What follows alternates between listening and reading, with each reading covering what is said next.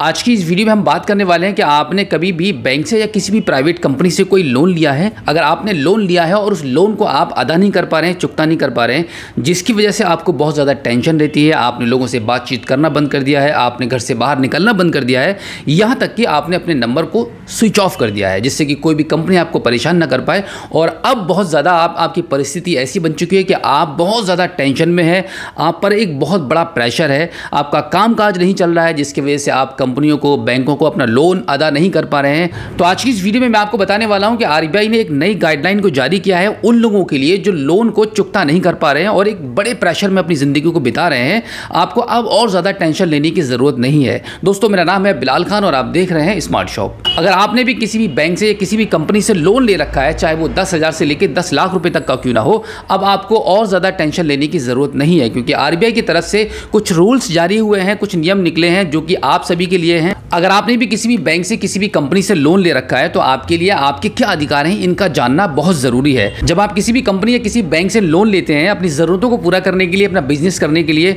कभी कभी क्या होता है कि आपने लोन ले तो लिया लेकिन आपका बिजनेस नहीं चल पाया, या फिर आपने जो लोन लिया है वो लोन लिया था किसी का कर्जा अदा करने के लिए। कभी कभी ऐसा भी होता है कि मार्केट से आपने पैसा उठाया हुआ होता है, किसी से उधार लिया होता है अपना बिजनेस करने के लिए, अपनी ज़रूरतों को पूरा करने के लिए। अब वो आप मुहैया नहीं कर पा रहे हैं उतना पैसा उन लोगों को वापस करने के लिए। वो लोग आपको टॉर्चर कर रहे हैं, परेशान कर रहे हैं, क्योंकि मार्केट में आप भी बैठे हुए हैं और वो भी बैठे हुए हैं। तो डे बाई डे आपका आमना सामना होता है, जिसकी वजह से आपको बहुत ज़्यादा परेशानियों का सामना करना पड़ता है। तो इस सिचुएशन में आदमी क्या सोचता है कि उसको कोई बैंक या कोई प्राइवेट कंपनी लोन दे दे जिससे कि उससे लोन लेकर उसका पैसा वो अदा कर दे। तो ऐसी भी कभी कभी सिचुएशन बन जाती है। अगर आपने भी ऐसा किया है या आपके साथ ऐसी परिस्थिति में हो चुका है, आपने किसी भी बैंक या किसी भी प्राइवेट कंपनी से लोन लिया है, तो आपको बिल्कुल भी टेंशन लेने की ज़रूरत नहीं है। आपसे कोई भी जोर ज़बरदस्ती नहीं कर सकता, आप पर कोई भी दबाव नहीं डाल सकता। आरबीआई ने आप सभी लोगों के लिए क्या नए नियम बनाए हैं, क्या रूल्स बनाए हैं, वो मैं आपको आज की इस वीडियो में बताने वाला हूं। एक्चुअली जब आप किसी भी कंपनी से लोन लेते हैं या किसी भी बैंक से लोन लेते हैं और लोन को टाइम पर आप अदा नहीं कर पाते हैं, तो वो बैंक और कंपनी क्या करती है, वो एक रिकवरी एजेंट को हायर करती है,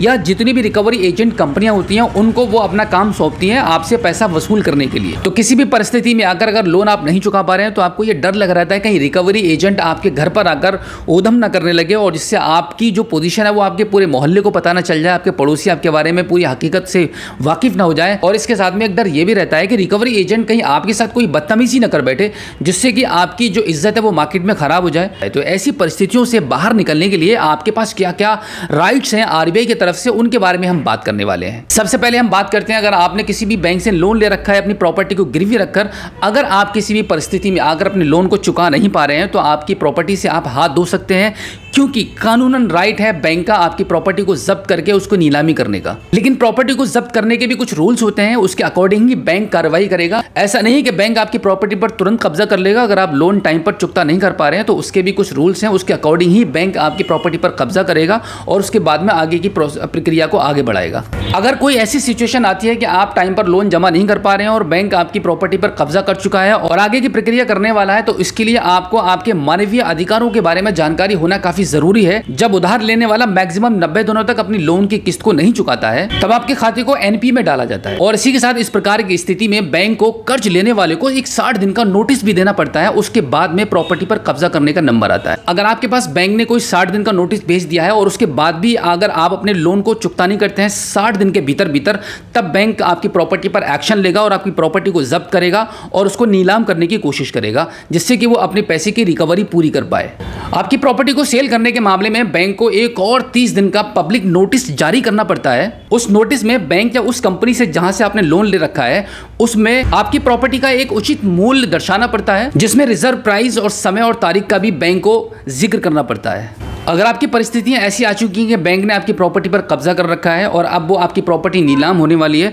और बैंक जब आपकी प्रॉपर्टी का मूल्यांकन करता है उस टाइम आपको ये लगता है कि आपकी प्रॉपर्टी के दाम कम लगाए जा रहे हैं, तो उस वक्त आप ऑब्जेक्शन उठा सकते हैं और उस पर रोक भी लगा सकते हैं। और इसी के साथ में खास जानकारी ये है कि जब आपकी प्रॉपर्टी को नीलाम किया जा रहा होता है तो उस पर आपको बहुत कड़ी नज़र रखनी होती है। अगर आप अपनी प्रॉपर्टी को नीलाम होने से नहीं बचा पाते हैं, लोन को टाइम पर चुकता नहीं कर पाते हैं, तो अगर ऐसी सिचुएशन बनती है कि आपकी प्रॉपर्टी को आप बैंक सेल करेगा या कंपनी सेल करेगी, तो वहाँ पर आपको एक नज़र रखनी पड़ेगी कि आपका फॉर द एग्जाम्पल लोन है 5 लाख रुपए का और आपकी प्रॉपर्टी सेल हो रही है 15 लाख रुपए की, तो वहाँ पर जो बकाया राशि होगी वो आपका अधिकार है बैंक से, उस कंपनी से जहाँ से आपने लोन लिया है, अपनी प्रॉपर्टी में से आपकी प्रॉपर्टी यानी कि आपकी प्रॉपर्टी सेल हुई है 15 लाख रुपए की और आपका लोन था 5 लाख रुपए का, तो बाकी का जो अमाउंट है वो आपको मिलेगा, वो आपको दिया जाएगा। इस पर आपका पूरा अधिकार है, पूरा राइट है। और सबसे खास बात, आपको किसी भी रिकवरी एजेंट से डरने की ज़रूरत नहीं है। अगर कोई भी रिकवरी एजेंट आपको परेशान करता है या फिर आपको धमकाता है या फिर आपको कोई और बात कहता है जो आप बर्दाश्त नहीं कर पा रहे हैं,